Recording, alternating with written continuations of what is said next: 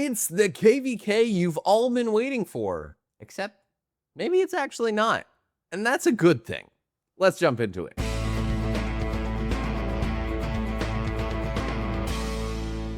What is up, ladies and gentlemen? Welcome back to another Rise of Kingdoms gameplay episode from your very own Shappy Gaming. And today is your favorite video. But you guys love these. We're going to be talking about the KVK that has just been announced for my kingdom, 2098, as well as going through my commanders, my setups, to decide if I am ready for this KVK. I'm feeling pretty good, but let's talk about the KVK. If you guys are new to the channel, my name's Shappy. I'm a sponsored Rise of Kingdoms content creator with the goal of making good and entertaining videos for you. If that's something you're pumped about, hit that subscribe button. But without further ado, let's actually talk about the KVK matchups, because this is an interesting one. For the first time in maybe ever, anytime recently, there is not a single Imperium in this KVK. Thank you, Lilith. Thank you. If anything, that shows this migration was a success for me, because I have been really tired of fighting Imperiums. Not only does it make trades a lot harder to get, it doesn't mean that I get nearly as many kill points, and it just makes these KVKs a lot more painful.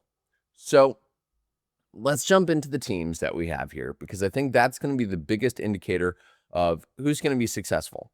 So we are Earth Camp 2098 up here. Now, teams were made very quickly, to my understanding, and they were mainly driven by 1029, and you guys may recognize a couple folks from 1029, like Lambo and Oppo, two of my favorite Rise of Kingdoms content creators who I have done interviews with. So be sure to check them out in the videos that I'll link on the top right for you. Now, what makes this KVK particularly interesting is actually the power versus KP versus camp breakdown here, because you have two, I would say, generally robust camps. You've got Earth, which is us. You have one very high power, very high KP kingdom that's 3575. And then you have Water, which has a bunch of smaller kingdoms by, different output there. But you do have 1029, which has a ton of KP, because you've got a lot of really good players in that kingdom. Now, the power breakdown is 71 billion to 68 billion when you just look at Earth and Water. Wind is probably the weakest camp by power. They have about 61 million power. And there are a couple bigger problems there that we'll be talking about. Now, Fire's interesting because their largest kingdom is 2141, but that kingdom has 21.5 billion power and only 130 billion kill points, which means, dare I say, they're probably dead weight. I've looked at a lot of the people in that kingdom. It is a fairly old kingdom, and the kill points for a lot of them don't even break 1 billion. So this KVK is going to be intriguing. So be sure to stick around, and I do have the dates here for you. These are the dates of all of the different battles that are going to be going on in this KVK. You can screenshot it. It'll also be a chapter here. We'll come back to it anyways. But why is this KVK going to be particularly interesting? Well, Wind Camp actually has a kingdom that is going to be sitting out this KVK, which is a fairly large problem, I would say, but they just don't really have leadership there. They disbanded, and so it's going to be interesting. It's 2941 that is going to be sitting out this KVK, and they have 11.4 billion power and 372 billion kill points. Now, hopefully we'll be able to get them to show up at least a little bit. It's just a leadership challenge as of right now, but we'll see. They're kind of up in the air. So who knows? Maybe they'll show up, maybe they won't. So that'll be interesting, to say the least, but we'll find out how it all shakes out, whether they show up, whether they don't. We'll figure it out. So if we look at that, though, and we say, okay, we're going to take 2941 out of the matchmaking, that means that Wind Camp really only sits around 50 billion power, which is fine. But then you take 2141 out of the matchmaking, and that means Fire Camp actually only sits around 46 billion power. So what this means is I think we have a shot. I think we have a shot at this.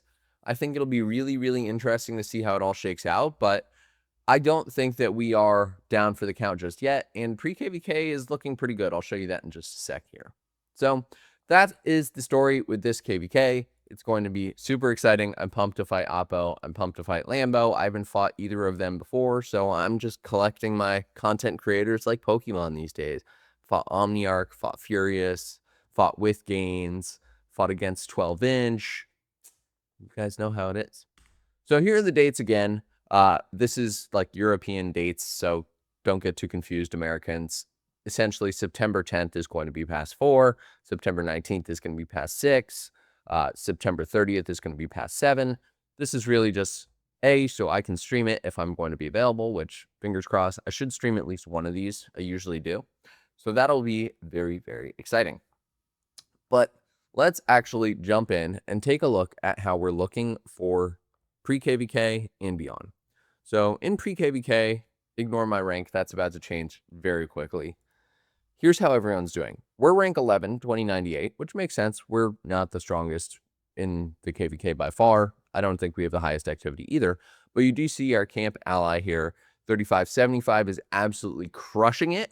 And you also see our wind ally, 1824, is also crushing it, which I love to see. Fire does have 3309 showing up. Wind is here again. Then you've got the 2 water camps. We know water is going to be showing up majorly. Then you got wind again, 2 fire, all of fire, fire, earth, earth, earth, earth, fire. So then you got a couple down here. Overall, this is a crazy KVK. There are 20 kingdoms in this KVK, which again means that I should be in a fairly good spot when we talk about, performance stats, etc., because my account is old and it should be all right. But let's actually decide if I'm ready for this KVK, because I love that these videos. It's always fun to figure it out.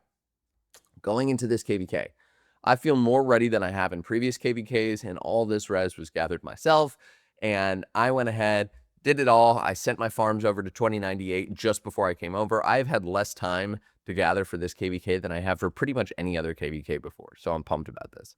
Total resources, I'm a little low on food. 4.4 billion food, 7.8 billion wood, 6.8 billion stone, and 3.4 billion gold. I am set on gold. I'm a little low on food. We'll see. I may dig into a couple of these pick 1 chests. I have a ton of resources here that I'm not even using. Even if you just look at this one, 3,000 times 150k food, I'm chilling. I'm fine on resources. I'll be all right. I'm not too worried about it. And of course, I now have 5 farms and they're all going to be gathering here, so I'll be all right. Speedups, I was blown away. I had a really, really good Marauder time this time around. I think I had 200 and something chests. I am ready for KVK, guys. I have 1830 universal days of Speedups, which I could not believe. Could not believe it. I got 287 days of training Speedups. I'm about to go through some of those for pre-KVK. I got a bunch of research Speedups. I'll probably convert some of these to training or healing. Probably training, because I have all these unis for healing. But I am chilling. I feel so good about my Speedups going into this KVK, especially knowing that I only consumed like 200k or 200 days in the last KVK, which was a lot, but it was a crazy KVK. So I'm feeling good about Speedups. Now let's talk equipment. Equipment and armaments. I feel better than I have in previous KVKs for a lot of reasons. So one, I have enough materials here to awaken some of this stuff. I'm waiting for Alliance mobilization. I'm probably going to awaken the Hydra's Blast just to get that defense ignored. And then maybe I'll end up bringing one of these Eternal Knights to level 4 if I have enough. I think once KVK opens, I have enough of those season tokens to buy all the legendary materials up front. I also went a little hard in recharge rewards, so I got Supply Depot giving me materials here too. So I'm feeling really good. I spent more money, but, it'll all net out in the end. So what is the setup looking like? Well, here's my cavalry setup. It's not bad. I've got the pants up to level 4, which is nice. I want to get this up to level 4. I just need to get the blueprint, so I'm waiting for either Egg Event or Hammer. I'm very close. I just need that blueprint, and then I can bring this to level 4. Then everything else here is, just about status quo. I already got this up. Probably not going to prioritize this weapon just yet. QSH is also chilling here. He's in a pretty good spot as well. There's not much that I really want to do here beyond getting these to at least level 1 so I get the stat ignore. But overall, not too bad. My Arthur's armaments are looking sweet. You guys already saw that video. I'll link it on the top right if you haven't, where I went through and converted all these. I feel really good about this. Some people have said like, hey, Shappy, you probably shouldn't have converted the elite. You probably should have converted the other one. We'll get around to it, guys. When I get conversion stones, I can swap the other one over as well. And I really kind of like elite right now because William, let's be honest, he's not really combo damage. So the 3% combo damage versus the 1% all damage, I kind of like the all damage because it's going to give me a bonus to William's skill damage, his basic attack damage, and his basic trigger damage. He has additional damage factor that he deals. So there was logic behind it, I promise. Maybe it was a bad decision, but that was why I did it. Then you have QSH, who's in a pretty good spot. I've got some archer health here, archer attack, archer defense, and some nice march speed.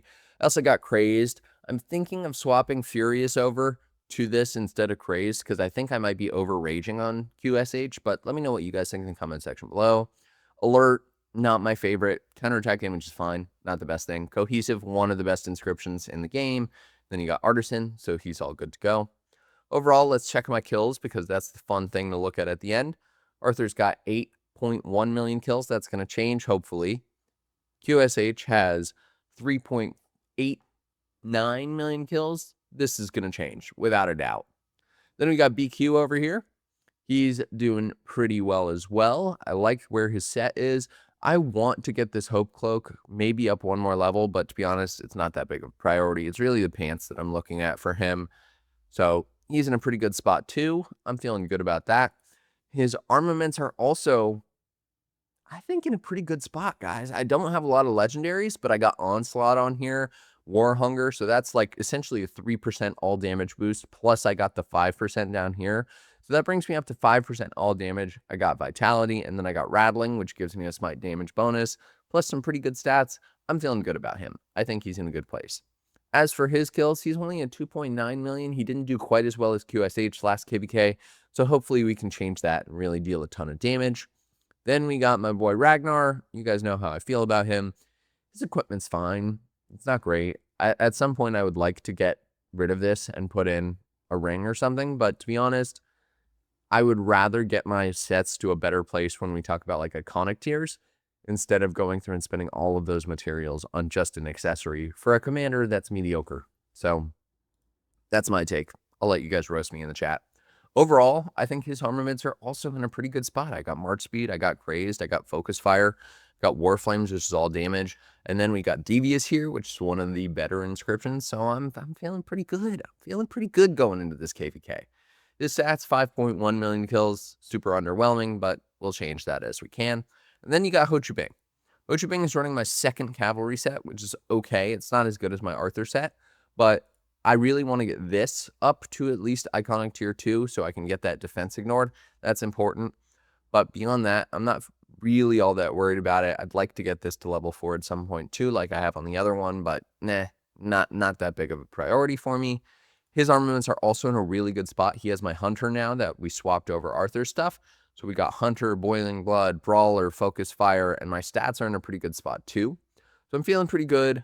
I could get rid of some of these Archer stats. I've got the Transmutation Stones, but we'll see. It just isn't really a priority to me. And his stats, he's at 23.9 million kills. Wow, he is a baller. So I'm pumped about that. I think he'll do pretty well this KVK, especially with Joan. Then we got Gajamata over here. This is the set I'm rocking. It's not great, but I have Gajamata at 5551 technically. I can fix these as I want to, but he's technically a 5551. I can do a skill reset if I want to. And then I have Cordoba, who is also just about to be 5552. So I don't feel bad about fielding this march. If we need to, if we have a choke point, I may just throw it out and see how it does. He's only got 129k kills, but I've seen a lot of people do really well with Siege. So we'll have to see how that shakes out. Now let's check out our secondary commanders. Scipio is over here at 19.3 million kills. Not too bad. We got Zug over here at 22 million kills. That'll go up for sure because I got him with QSH. Attila, probably not going to see the field. Nevsky's on the bench. Nevsky is on the bench, and he will not be coming off of it. Then we got Joan of Arc over here. Joan of Arc is at 20 million kills. Not bad. William Wallace is over here at 9.3. We'll see. During Gaines's KVK, when he was losing, he actually swapped to run William Wallace behind Bai Chi, and then we ran Scipio with Luce, and that actually did really well for him. So I'm watching you, William Wallace. You may get to make an appearance yet. We'll find out. Herman's still on the bench. Luce is going to be an absolute beast here at 23.5 million kills. I can always count on him to show up and show out, so that'll be good. Joan, I think we already showed, but she's at 20.8 million kills. And who else do we have to show off here? Martel, not seeing the field. William, 14.1. This is going to go up. If my Arthur move was the right move, William's stats will be going up, which I'm really excited about. I hope that that works out for the best because I really needed to. Then we got Gonzalo, who is also 129K. So when we go out to the field, these are the 5 marches that we're running. So if we go over here, you can see I got Ho Chi Minh with Joan, Bai Chi with Luce, Ragnar with Scipio, QSH with Zug, and Arthur with William. So that's the setup, guys. Overall, I'm feeling pretty good. Here are my stats. I'm at 78.246 million. This is probably going to go up to 80 million like today because we have pre-KVK. Then we got kill points at 5.883. Not too bad. I'd like to get to 6.5 billion kill points. That'd be pretty cool. And then my deads are at 32 million because, yes, I'm a Kraken. No, I'm not. So if you guys have enjoyed, be sure to drop a like on this video. Hit that subscribe button right over there, bottom right-hand corner. There is a lot more content coming on all of this. So I'm pumped to show it all to you and for this to be a great KVK. Let me know what you guys think in the comment section below. Thank you all. Shappy out.